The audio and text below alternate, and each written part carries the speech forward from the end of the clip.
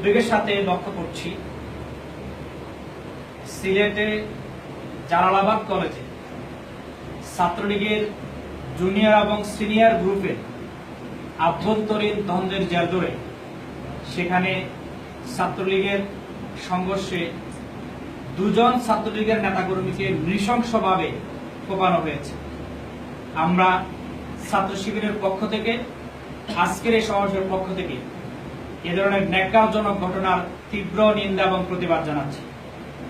কিন্তু দুর্ভাগ্যজনক হলো সত্য,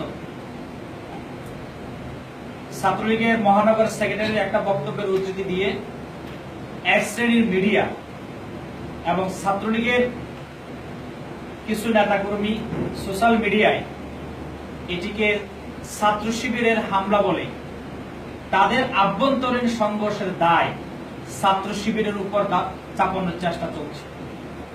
আমরা এই অপচেষ্টার তীব্র নিন্দা এবং প্রতিবাদ জানাচ্ছি। আমরা দ্ব্যর্থহীনভাবে বলতে চাই, সিলেটের জালালাবাদ কলেজে ছাত্রলীগের আভ্যন্তরীণ সংঘর্ষের জেরে দুজনকে কোপানোর ঘটনায় ইসলামী ছাত্র শিবিরের ন্যূনতম এবং দূরতম কোনো সম্পর্ক সেখানে নেই। কিন্তু আজকে ছাত্র শিবিরের উপর দায় চাপিয়ে যেভাবে হুঙ্কার ছড়া হচ্ছে, এটি মূলত ছাত্রলীগ তাদের সাম্প্রতিক কালের যে অপকর্মের রেকর্ড গড়ে তুলেছে, জাতির কাছে নিন্দিত হয়েছে, পত্র পত্রিকায়, মিডিয়া, সোশ্যাল মিডিয়ায় তাদের বিরুদ্ধে জনগণ যেভাবে খেপে উঠেছে, সেটাকে প্রশমিত করার জন্য, সেই দৃষ্টিতে জনগণের দৃষ্টিকোণ থেকে ছাত্রলীগের অপকর্মের ঘটনাগুলোকে আড়াল করার জন্য এই সিলেটের জালালাবাদের ঘটনাটিকে তারা হাতিয়ার হিসেবে ব্যবহার করছে। কিন্তু সিলেটের এই ঘটনায় ছাত্রলীগের নেতৃবৃন্দ যতই আস্ফালন করুক না কেন, বিভিন্ন জায়গা থেকে হুঙ্কার দিক না কেন, আমরা লক্ষ্য করেছি এদেশের সচেতন মানুষ, সচেতন ছাত্র সমাজ শিবিরকে দায় চাপানোর সেই অপচেষ্টাকে ইতিমধ্যে ঘৃণাভরে প্রত্যাখ্যান করেছে।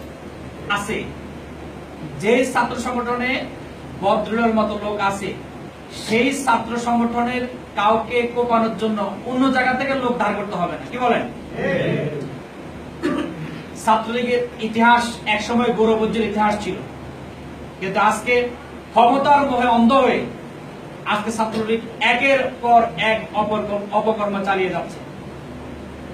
বাংলাদেশের ইতিহাসে নয়, শুধুমাত্র বিশ্বের ইতিহাসে নাই যে কোন ব্যক্তির গুলিতে মায়ের গর্ভের শিশু গুলিবিদ্ধ হয়েছে। সেটা ছাত্রলীগের সন্ত্রাসীদের আভ্যন্তরীণ কোন্দরের জেরে মাগুরাতে মায়ের কোলের শিশু পরবর্তীতে ভূমিষ্ঠ হওয়া সুরাইয়া সে গুলিবিদ্ধ হয়েছিল। জাতি কি তার প্রত্যক্ষ সাক্ষী নয়? ফুলগাজী উপজেলা চেয়ারম্যান ছিল আওয়ামী লীগের, সেই ফুলগাজী উপজেলা চেয়ারম্যানকে প্রকাশ্যে গাড়ি সহ জ্বালিয়ে দিয়েছে কে? ছাত্রলীগ। এটিকে জাতির সামনে কি স্পষ্ট নয়?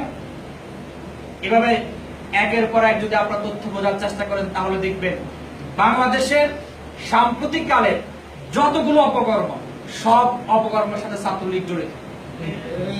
প্রিয় ভাইরা, ধর্ষণের ঘটনা একের পর এক ঘটে চলেছে বাংলাদেশে। ধর্ষণের মহোৎসব চলছে। কেউ কেউ বলছেন যে এখন তুফান গতিতে ধর্ষণ চলছে। বগুড়াতে তুফানের অপকর্ম আমাদেরকে স্মরণ করিয়ে দেয় যে বাংলাদেশে ধর্ষণের সেঞ্চুরি উদযাপন করেছিল জাহাঙ্গীরনগর বিশ্ববিদ্যালয়ে ছাত্রলীগের নেতা মানিক।